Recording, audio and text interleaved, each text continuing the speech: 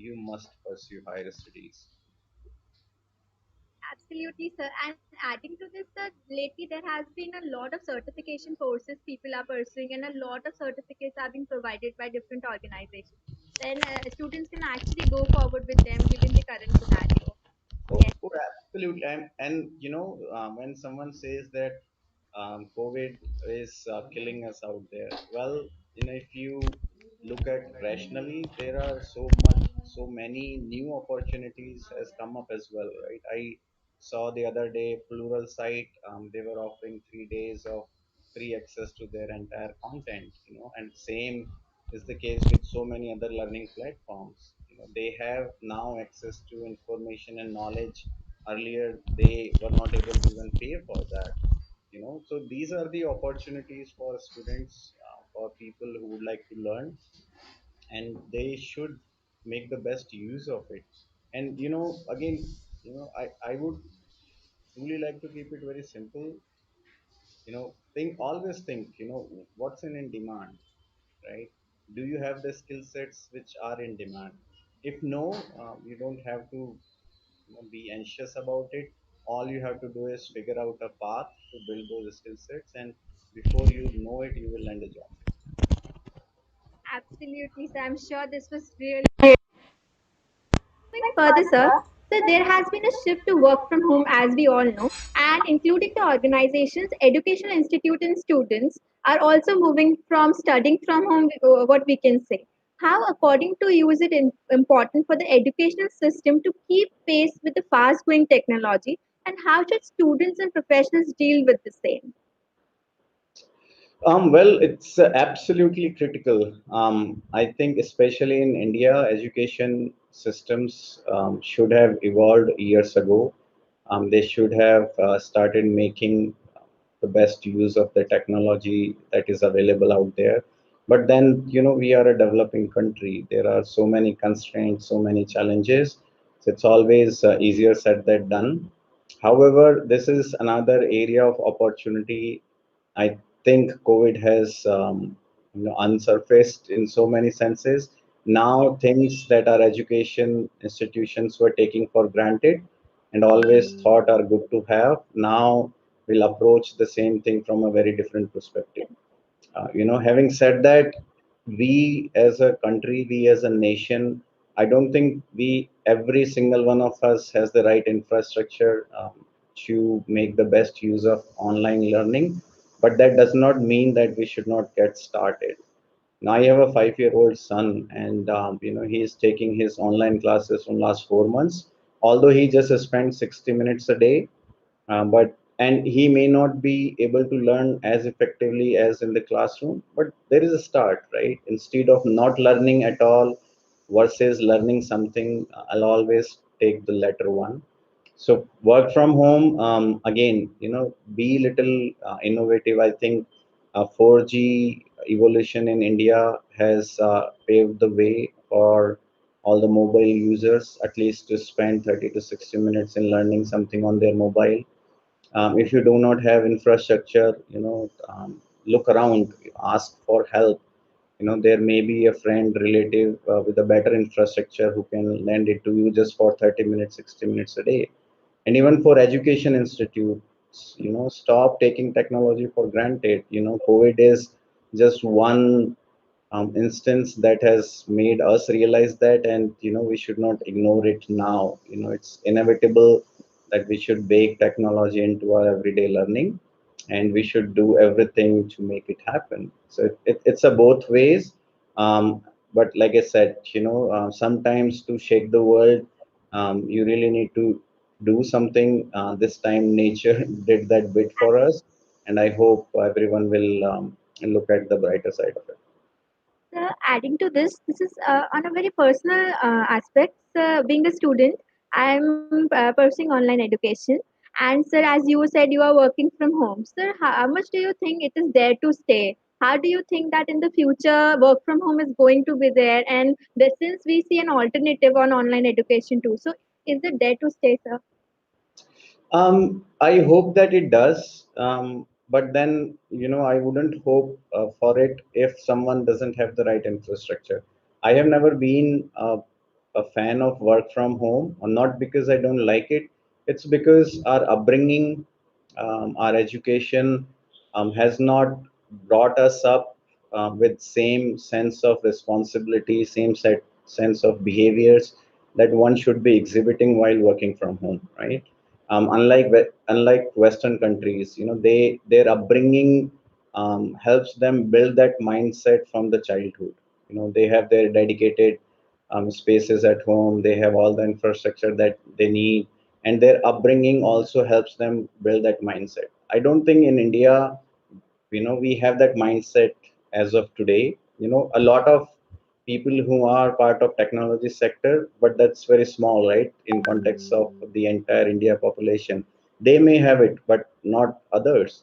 So I think this mindset is going to take a while to be developed in individuals mindset, but then it should be encouraged. It should be encouraged at school level. It should be encouraged at graduation level, as well as it should be encouraged at work level, right? Everything has a start, and this is our starting point. Maybe after 2 3 years, when we look back and we would have developed this mindset, we will feel equally supported from infrastructure perspective, from behaviors perspective, and from every other perspective. So I think it should stay, but India will have its own learning curve for next few years to be able to build all the right behaviors to make the best use of it. Until then, I think both should run in parallel. And that's the reason we just started a new office in Jaipur city, because I know not my all team members have the right infrastructure, so I wanted to give them a option B.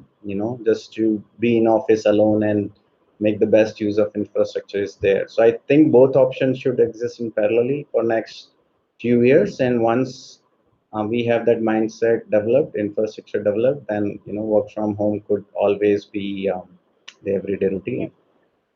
We hope too that this is an opportunity for the future, a breakthrough moment for all of us. Just hoping that, sir. So moving further, so talking about automation, and since you have an experience of 10 plus year, sir, can you please share your views on the inclusion of automation in the IT industry, and how do you think it is leading to transformation and breakthroughs?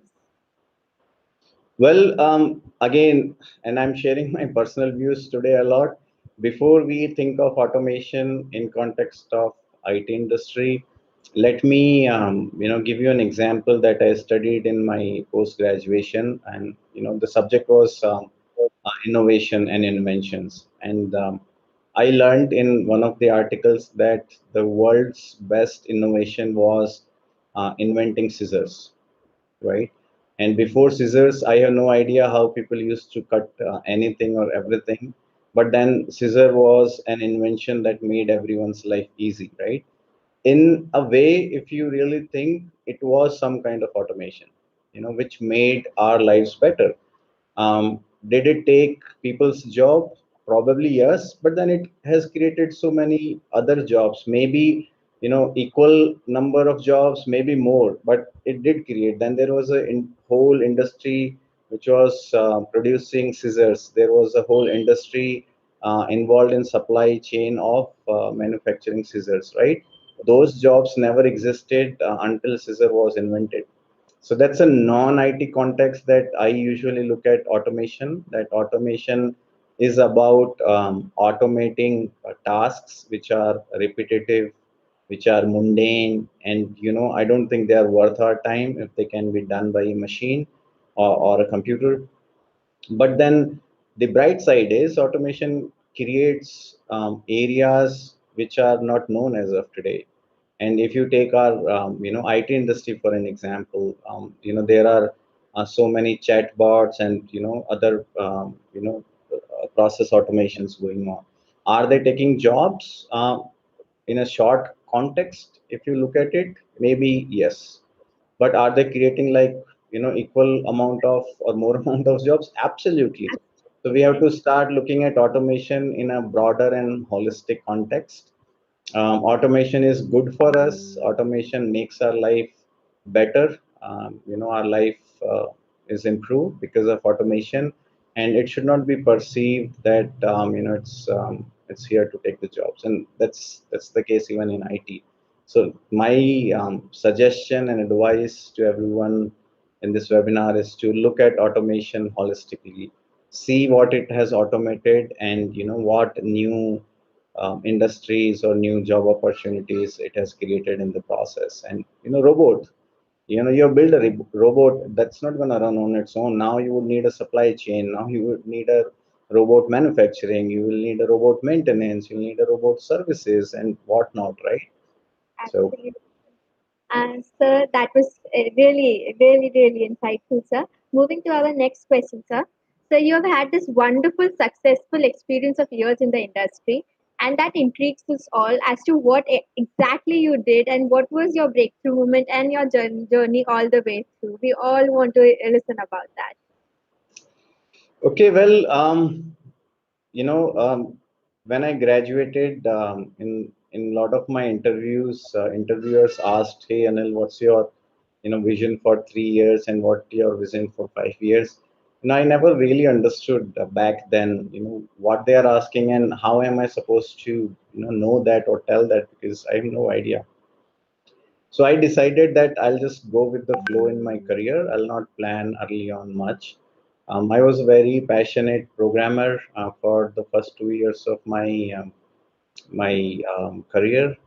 But then one product manager from the US just made me think one day in office that, Anil, you probably have skills which are more suitable for management. Why don't you give it a try?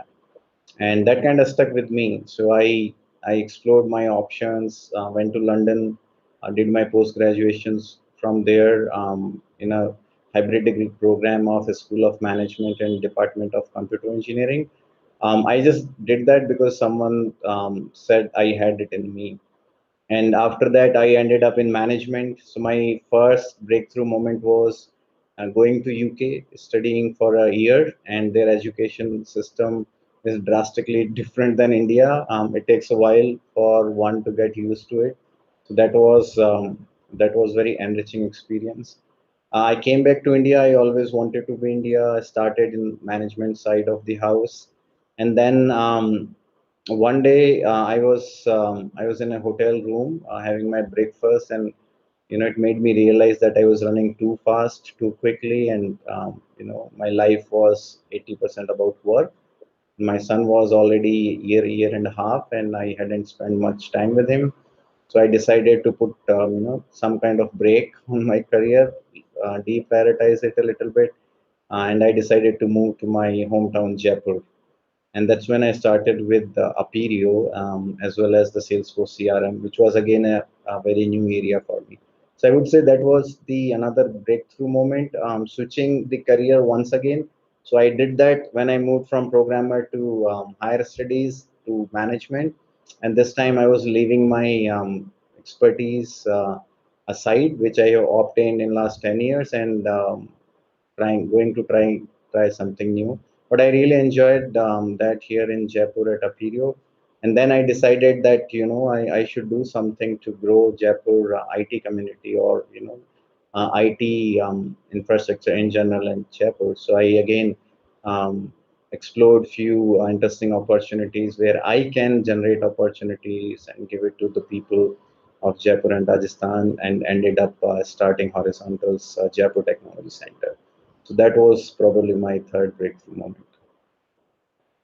Sir, great, sir. That was, sir, adding and asking you one personal question. Sir, since you said you had a career transformation, giving priority to family, sir, how important it is to take risks. And most of us are not satisfied in our jobs. And we don't tend to take risks because of financial pressures. But how important and how is it to take a risk? Well, and this is where I usually don't agree with a lot of preconceived notions. I think job satisfaction is again a matter of perspective. My personal problem is I like to look for perfectionism in anything and everything I do. If you'll ask me to, write something on a whiteboard, I'll make sure that I write it with best of my capabilities, right? I'm so finicky about that. So for me, job satisfaction has always been about whatever you do it wholeheartedly, with best of your ability always, right? Even if it is a mundane task, even if it is a repetitive task, because job satisfaction comes to me personally when I end my day every day and I look back at my day and I feel like, wow, this has been a productive day. Even if I did not achieve something awesome, I just closed few 10 or 15 easy tasks. It makes me feel, I had a good day. So that's my definition of job satisfaction. Talking about risk, again, being an Indian and brought up in an Indian family, our upbringing is very different. We are not always allowed to make decisions on our own, right? There are so many other factors that we need to take into considerations, like family should be okay with that decision, friends should be okay with that decision, and so many other aspects. So the phenomena of risk should be basis what is it that you really want to try. I never put it in on the basis of what is it that you want to achieve, because achievements change basis your current situation. Like today you want, you may like to become some executive in marketing, and maybe after 1 year, if I'll ask you, you'll say no, yeah, well, I would like to become an executive of learning and development. So these things continue to evolve as we learn more about these things. So from a risk perspective, just don't take risk from keeping achievements in mind. Always try to take risks with respect to what is it that you want to really try. You want to just give it a try. And for me, back then, I just wanted to find an avenue so that I can dedicate it some time to the family. And in the process, I learned something new, and that's when I get into a Salesforce world I had no idea about. So I had some time at my hand for my family, as well as I was challenged to learn something new and do well. So these definitions are individually different, but it's just my personal opinion. Sir, I'm sure all of us really needed to hear that risk is important and we never need to settle over one place, one thing all the time. We always need to grow. So we have some questions in our chat, in our comment section. So I'll put forward. Uh, so currently a lot of talking is happening about mental health. So we have a question. So according to you, what is the importance of minding our minds currently due to the pandemic? It's of utmost importance. I think, again, I'll blame our culture a little bit for this. If we look at it, not being open about it or not being encouraged to discuss about it as much. But then there is a positive side of our culture for this as well. Where we have families to support, us, where we have a lot of friends to support with us. So mental health, don't take it for granted, right? So if you are exhausted, if you're not feeling well in any way, you should stop. You should take a pause, take a step back, and evaluate. What is it that is hurting you so badly, and then be open about it with your family, with your friends. There is no shame, talking about stress, talking about anxiety, and in some cases, talking about depression. Because if we'll not talk about it, again, everyone will assume that everything is okay, and we take false pride in showing that we are strong. Well, we are strong, but expressing ourselves is also a very strong behavior that you can exhibit. So don't take it for granted is my advice. Always have a friend or family member whom you can open up to, and there is no shame about it. This is also a display of your strength. Absolutely, sir. And in these time, I think everybody needs to hear this. That it's always important to talk.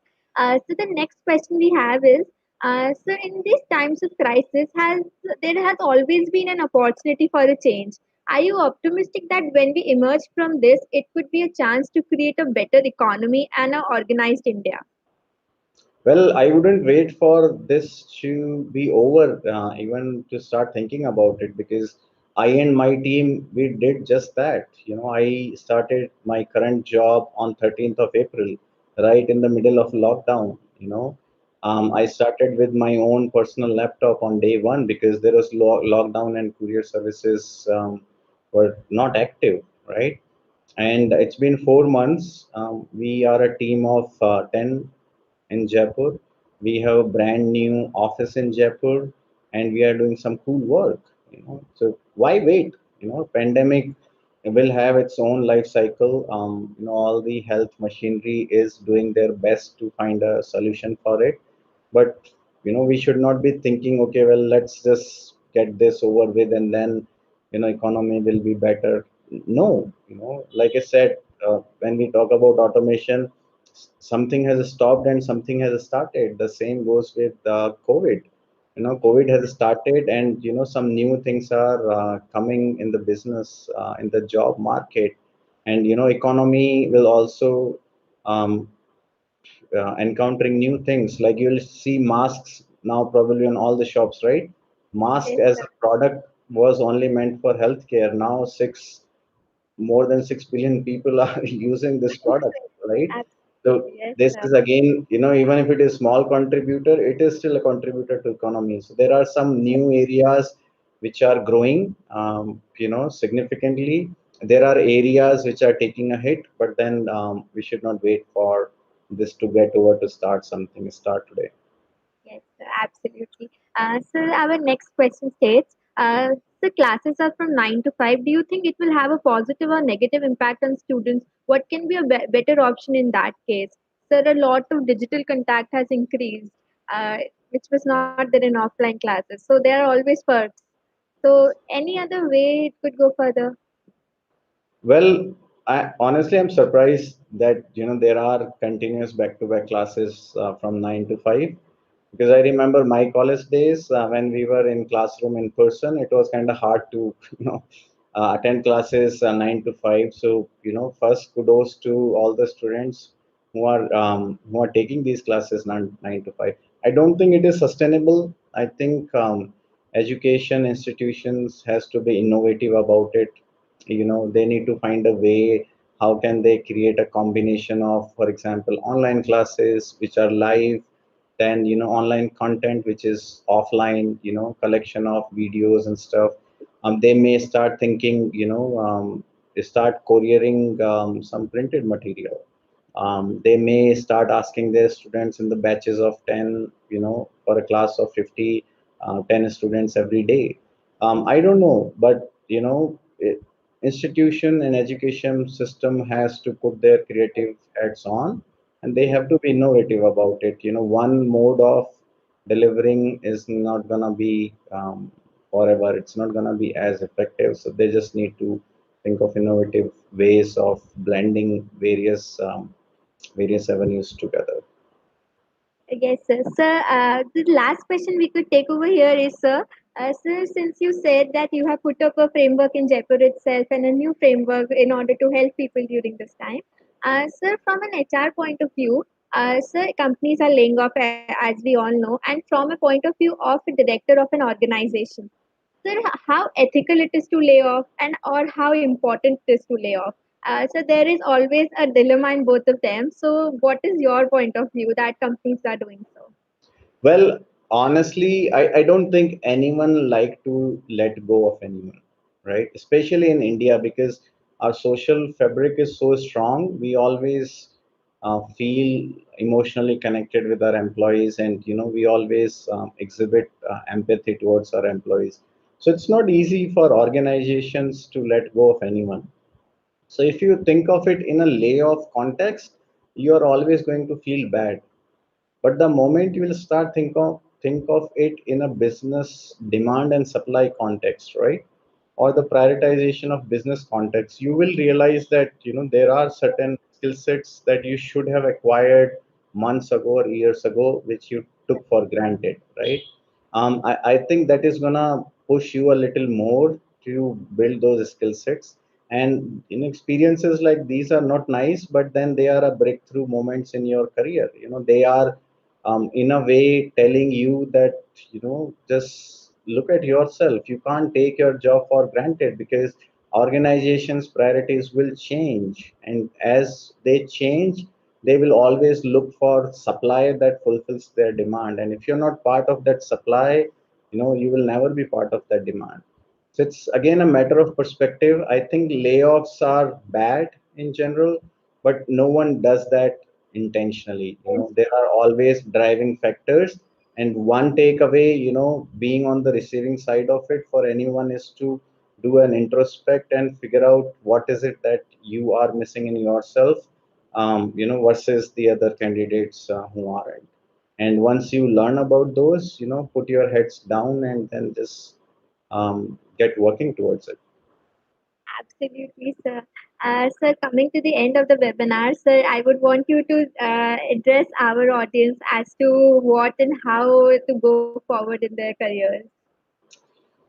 Well, I don't know. Honestly, I can only share that if I had to go back few years in my career, what would I have done differently? I think I would have invested a lot more time building relationships, using platforms such as LinkedIn to connect with people who are experts in the area of your interest, right? If you are connected with them, you are following them on Twitter, LinkedIn, and other platforms, you would know what's happening in your area of interest. You would always have an idea and point of view about it. So, being a student, that gives you an edge, right? So, if you talk about automations, you should know what's the current trend in the automation, and you will learn those by building good relationships. I blindly accept all the LinkedIn invitations that I receive because if anyone can learn something about the new trends in my work, that's the little bit contribution that I can do. So build relationship would be my first advice. My second advice would be, be very critical of your skill sets. Never assume or take your skill sets for granted, right? Because technology is changing at such a fast pace that our education systems is not keeping up with it, right? So there is a gap. And if you look at someone else to fill that gap for you, you are already at disadvantage. The best way is you take that charge and try to fill that gap on your own, right? Which is between the industry demand as well as the educational supply. So, always keep an eye on that gap and be very critical of your skill sets and capabilities and try hard to fill that gap. And third, never lose hope, right? Hope is everything that keeps everyone Correct. driving. If you believe that you have it in you, if you believe that by putting some efforts you can learn things quickly, there is always a hope. So be hopeful that everything will work out in the end for you. But this is not going to work out if you don't do anything about it. So effort should be there, intent should be there, hope should be there. Then you can expect that it will work out in the end. So that would be my message to all of you there. Thank you so much, sir. I'm sure this would really help all of us. And with this, I would like to conclude by our webinar by expressing my immense gratitude to Anil sir for being a part of this highly insightful webinar. I'm sure all of us have gained a lot from you, sir, and thank you for investing your fruitful time with us. The entire family of Nursery to Varsity wishes you all the luck and health for the future, sir. Thank you so much. Thank you so much, Pihu and team Nursery to Varsity, for having me here today. I'm very happy to be here, and I'm glad that I could share my opinion with you. Don't take it uh, on face value, but yeah, this is something that I've learned in my experience. I wanted to share with you all. So I'm sure everybody is gonna learn from it. You have an experience, and then these insights are definitely going to help us all. So thank you so much. Thank you so much, Thank sir. you.